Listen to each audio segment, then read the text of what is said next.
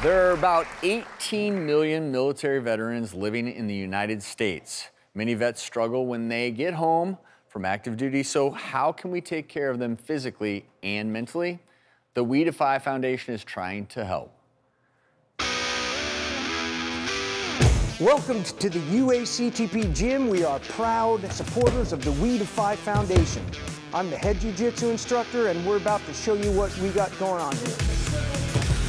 I've been involved in the martial arts my whole life, and when I found Jiu-Jitsu, it completely changed my life. About 4 or 5 months ago, I got introduced to We Defy, and I'm so happy it kind of changed my life.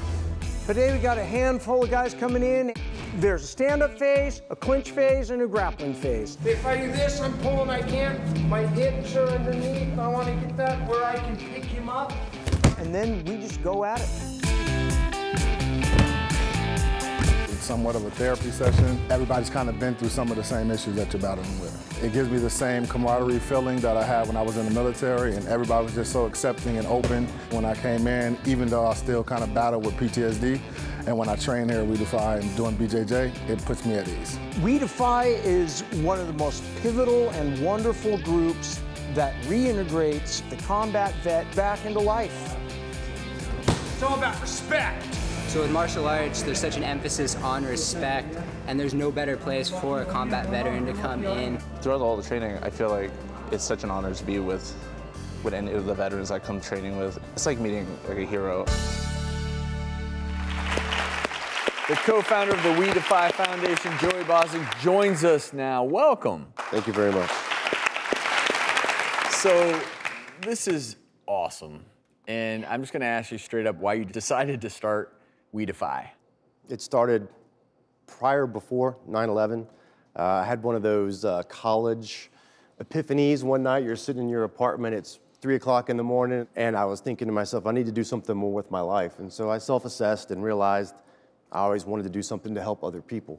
So I joined the military, served at Fort Bragg, North Carolina, until I was severely injured in 2004, roadside IED, obviously took my 3 limbs. Got out, did a 1.5 years at Walter Reed, therapy, multiple surgeries, and then trying to figure out direction in life. You know, that's one of the biggest things from recovering from these injuries is we have to reassess what's next, what direction am I gonna go in, because my plans have changed. So after a few years of figuring that out, I landed in Dallas, Texas, with the other co-founder, Alan Shabaro, and was trying to find a gym for my daughter to start training jiu-jitsu in. I worked for Department of Homeland Security for a year, and I was on their child exploitation unit as a forensic analyst.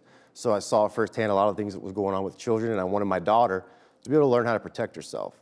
So I met Alan, my daughter started training, and then after a few months, he asked if I wanted to start training. And I gotta be honest with you, I looked at him like he was crazy.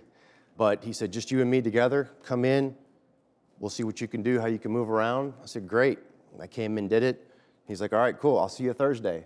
I was like, okay. After Thursday, he said, I'll see you Tuesday.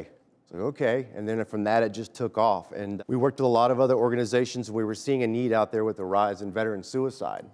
And we wanted to help in some way, give part of a solution to it. And we saw the benefits that both of us were getting from this.